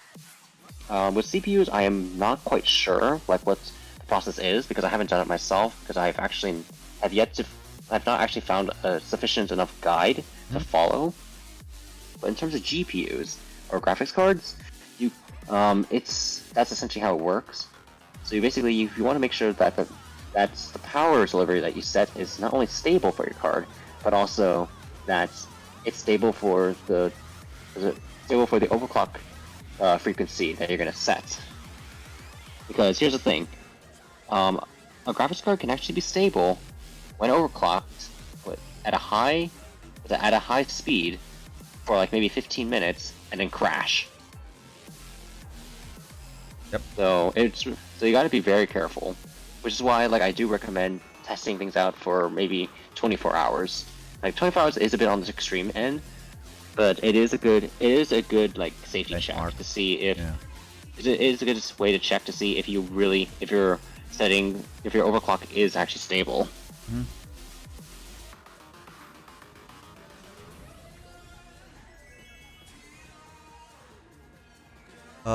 Let's see, Phantom. Some of your sentences making this worse for you, says Skull. Whatever. This is If you want- cyberpunk, this grade. Look, if you want my tech tips, this is what you got. Deal with it.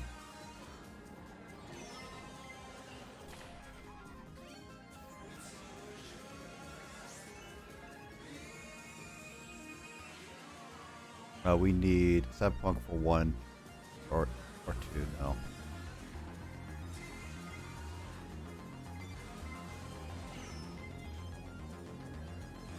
My lord, CJ.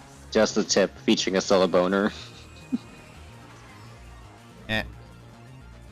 Oh, by the way, Nick, remember that one time when you and I just reacted to roasted setups? Yep. Online tech tips? Yep. Dude, some of those setups, though. Dude, my setup is not much better than those, to be honest. Actually, okay, I remember, last night, I did tune in on Business Stream for a little bit. Yeah. And we actually did talk about setups. Yeah, I saw a little bit of that. It's actually kind of funny because on Biz's Discord, there's actually literally some pictures of not only my setup but also like some other people's setups. Yeah.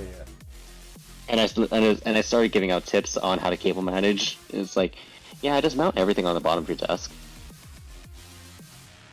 Yeah, once I get like my own room and my own standing desk, I will start doing that a lot of times. GG's, yeah, GG's everyone. That was some good games.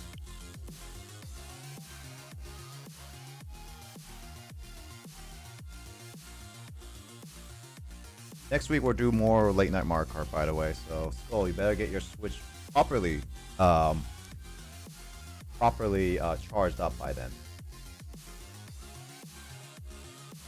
Any more questions for Carl? Yeah, any more questions? How do you overclock a CPU? Actually, that one I don't know at the moment. How do you overclock a RAM? Oh wait, okay, hold on a second. So I'm reading Mike's comment. So overclock, how does it work? Because I was using the MSI overclocking tool and the whole thing went white, and now I can't do anything. Okay, so at that point, you wanna reset. You want to reset your computer. Yeah, just restart your computer. You explain it, Carl. I'm gonna go to the bathroom really quickly. Okay. Okay. So long as you didn't set it to, to auto configure, to basically run this profile on startup, it should be fine. In the event that you do run it on startup, you can actually run Windows into safe mode. Into safe mode, and that profile will not. The gummed up profile will not actually load up, and you can actually disable it from there and restart Windows and it should work. So that's how that will work. But yeah, that is what I would say. Hold on a second. I'm gonna go ahead.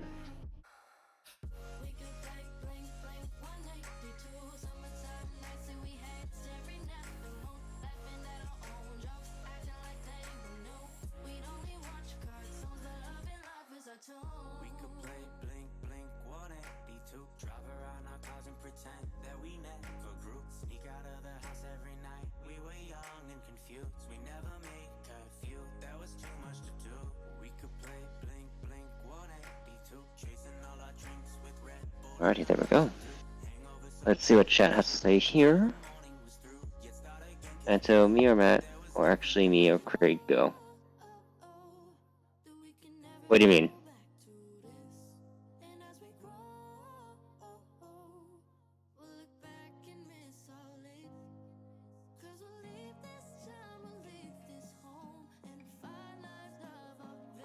Pick sides? Oh my lord.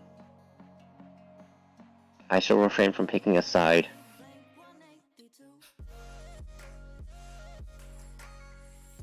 Wait, why are you? I don't know, Skull wants me to pick a side. What's going on is picking sides. Look, see, here's the thing. There's no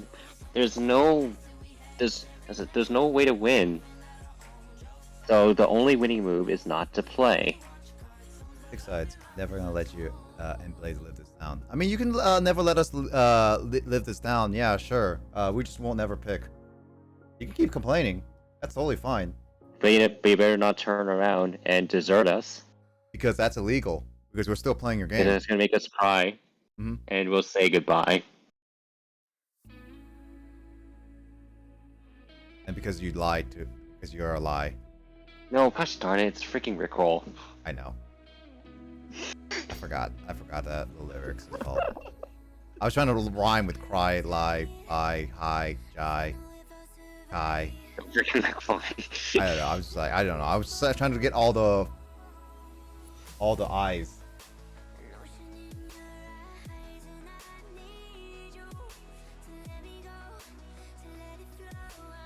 I'm going to desert you, Carl. Never gonna give, never gonna give. Never gonna give, never gonna give, never gonna give you up. I'm gonna let you.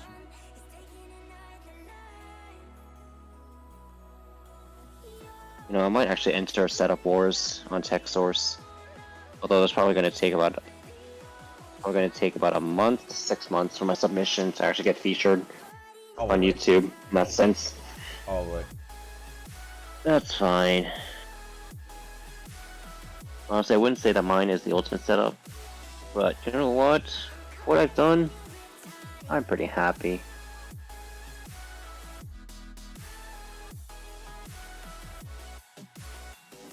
Oh yeah, also tomorrow my shift starts at 11, so I can stay up a little bit late. Nice. So you work on the weekends? Yes, I actually have to. That's pretty much the only required times.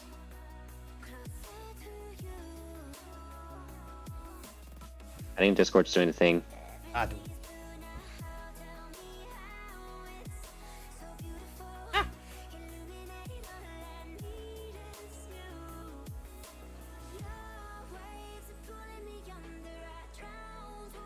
Oh. Gonna have to Can I just say? Gotta help Mac fix this stuff though. That's the problem. Can I just say that this TV was it? So okay, I'm running right now. I'm running the Zelda ambience video on my TV. Yeah. And it actually feels like a floating wallpaper right now. It feels like a floating one. Don't you sweep. I'm a burrito. Burrito. All right. Well, you hit rest well, Skull. I'll say Matt. I'll say that you said that to Matt that you really like him and that he's the nicest person who never swears in the world. So I'll let Matt know you said that. Okay. Look at all that showy sleep. No, I don't like Matt. That's a lie.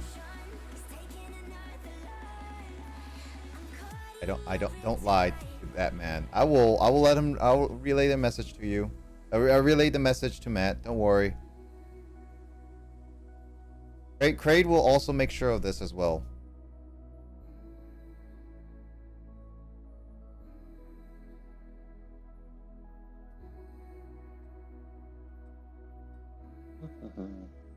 What is it now, Skull? I want to try. I want to see if Back for Blood launches on my end. Let's see how good it runs on while I stream it. I never got to try this before.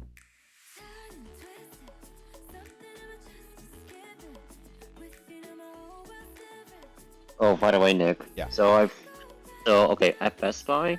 Yep. So apparently I do get a discount. Yeah. On all Best Buy employees should get a discount. Yeah.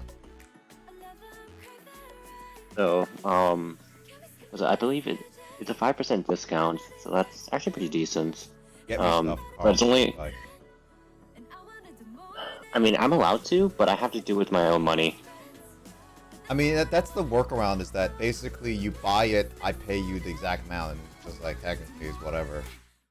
By the way, like in the orientation, I love how specifically they said, do not buy stuff for the explicit purpose of reselling it on the secondhand market, aka GPUs.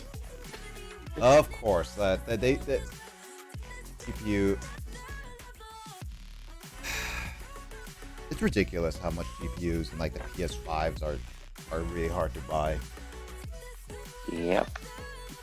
Like okay, like I remember the time where GPUs and like the new console games, the consoles were not that hard to find. They were literally like on store shelves every time you enter a store, right?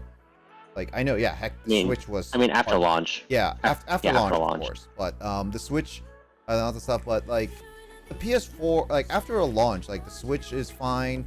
The PS4, the Xbox One were fine, kind of thing at launch, after launch. Yeah. But now we're already past like more than a year later, way after launch of the PS5 and the Xbox Series X, and they're still hard to come by.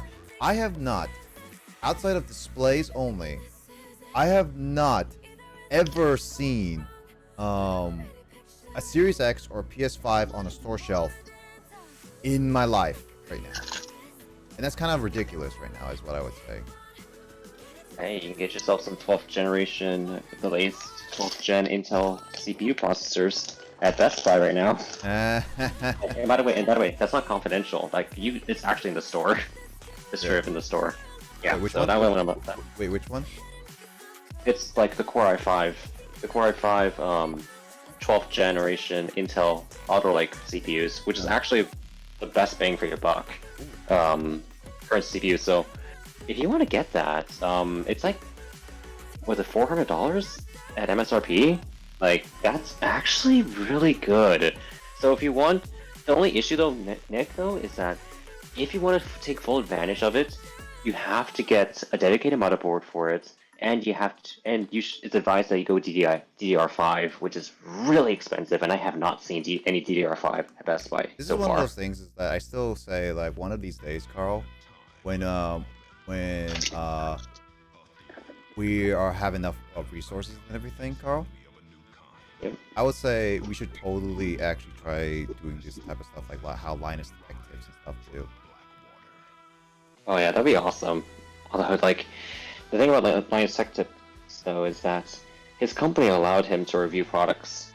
Like, these are the latest products because, like, he's already running a YouTube channel for them, NCIX Tech Tips, or NCIX. So. Also, James, you want to play some Back for Blood for a little bit?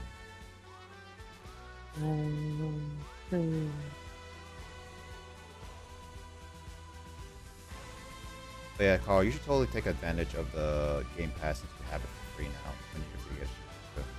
I mean, like, maybe not tonight. Because But tonight yeah, not tonight, but I'm saying like later on you should totally. Yeah, definitely. Like once I get used to my schedule, I think I definitely will. Yeah, probably like give it a couple weeks. I'll say like you're probably gonna be exhausted for like a good 2 weeks ish before you start. Here's the thing, though. I think it'll be a fun exhausted because it's going to be stuff I actually like.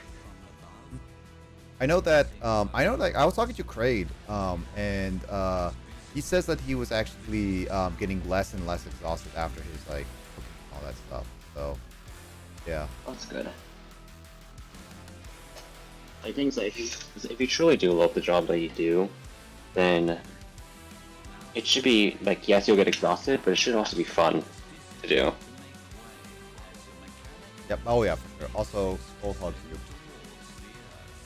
Oh, thank you for the hug.